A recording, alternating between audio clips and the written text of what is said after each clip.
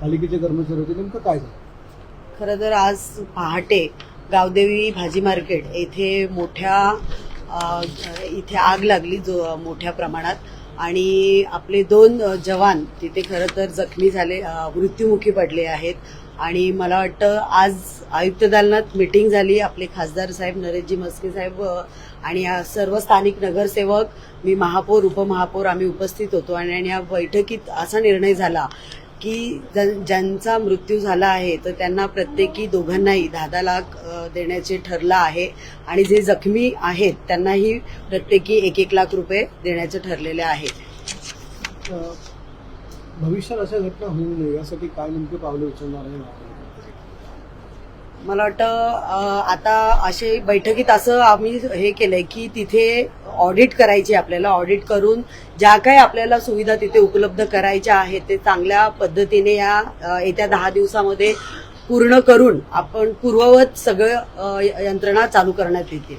तिथे पालिकेचं वरती प्रभाग कार्यालय देखील होतं, प्रभाग समितीचं, त्या ठिकाणी काही नुकसान झाले? कारण तिकडे महत्वाची कागदपत्र होती. नाही, त्या ठिकाणी काही नुकसान झालेलं नाहीये. 125 गाळे जे खाली होते त्यांचंच नुकसान झालेलं आहे, आणि त्यांच्यासाठी सगळं यंत्रणा व्यवस्थित करून त्यांना पुन्हा पूर्ववत करण्यात येईल.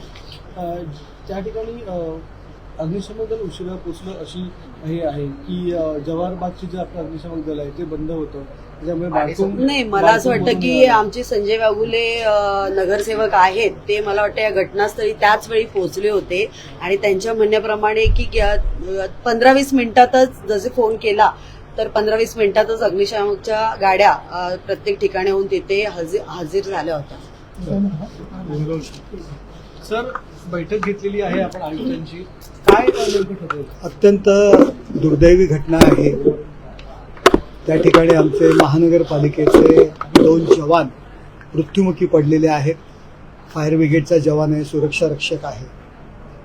इन्शुरन्स असेल, महापालिकेची काही मदत असेल, मुख्यमंत्री सहाय्यता निधीतून मदत असेल, कलेक्टर ऑफिसची आपत्ती व्यवस्थापनाची मदत असेल, या मदती व्यतिरिक्त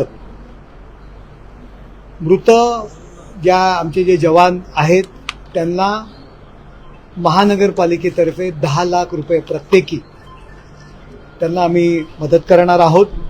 त्याचबरोबर त्यांच्या घरातील जी एखादी व्यक्ती असेल तिला महानगरपालिकेच्या सेवेत घेणार आहोत. त्या ठिकाणचे जे काही गाळेधारक आहेत त्यांना त्या ठिकाणी त्यांचं पुनर्वसन करणार आहोत. बिल्डिंगचं स्ट्रक्चरल ऑडिट होईल, फायर ऑडिट होईल, आणि ताबडतोब 7 ते 8 दिवसामध्ये पुन्हा ती बिल्डिंग पूर्ववत करण्यात येईल.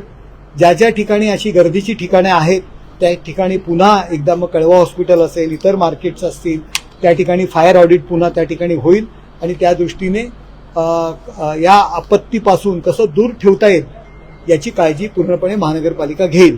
आणि आपण जे म्हणताय की फायर ब्रिगेडच्या गाड्या वगैरे येते उशिरा आल्या, तर मला वाटत नाही. त्या ठिकाणी स्थानिक नगरसेवक संजय वाघुले असतील, हे सगळे उपस्थित होते, आणि त्यांच्याशी चर्चा केल्यानंतर की 10 ते 15 मिनिटांमध्ये गाड्या आलेल्या आहेत. अर्थात लोकांचे वेगवेगळी मतं असतात. फायर ब्रिगेडची गाडी तिथे वेळेवर पोहोचली अशा बऱ्याच जणांचं म्हणणं आहे की ज्या घटनास्थळी होत्या, परंतु त्यातूनही काही लोकांचे जर काही गैरसमज असतील तर त्याची चौकशी करून निर्णय घेण्यात येईल. सर, एक प्रश्न असा होतो की या संपूर्ण घटनेमध्ये ज्यावेळी ही महापालिकेची बिल्डिंग होती तर त्या ठिकाणी अग्निशमन यंत्रणा त्या बिल्डिंगची स्वतःची अग्निशमन यंत्रणा जी आहे ती असायला हवी होती, कारण की मार्केटचा भाग आहे. मग ती फायर एक्सटिंग्विशर असतील किंवा इंटरनल पायपिंग जी केली जाते अग्निशमन दलाच्या मदतीसाठी ती त्या ठिकाणी होती का, आणि ते सगळं सुरू होतं का? बघा, या घटनेसंदर्भात माननीय उपमुख्यमंत्री एकनाथ शिंदे साहेब यांनी दखल घेतलेली आहे. त्यांनी स्वतः सूचना केलेली आहे की जे मृत व्यक्ती आहेत त्यांना जरी जे काही गव्हर्नमेंट शासनाच्या नियमानुसार मिळणार आहे ते तर मिळेलच, परंतु महानगरपालिका म्हणून तुम्ही मदत करा. त्यानुसार सर्व गटनेते असतील सगळ्यांनी निर्णय घेतलाय. प्रत्येकी 10 लाख रुपये आपण एक्स्ट्रा मृत व्यक्तींच्या कुटुंबाला देतोय, आणि या पूर्ण घटनेची चौकशी करणं हेही गरजेचं आहे. पूर्णपणे या घटनेची आम्ही चौकशी करू. त्या ठिकाणी काय दुरावस्था होती, काय गोष्टी झाल्या नव्हत्या, काय अडचणी होत्या, याची संपूर्ण चौकशी त्या ठिकाणी केली जाईल.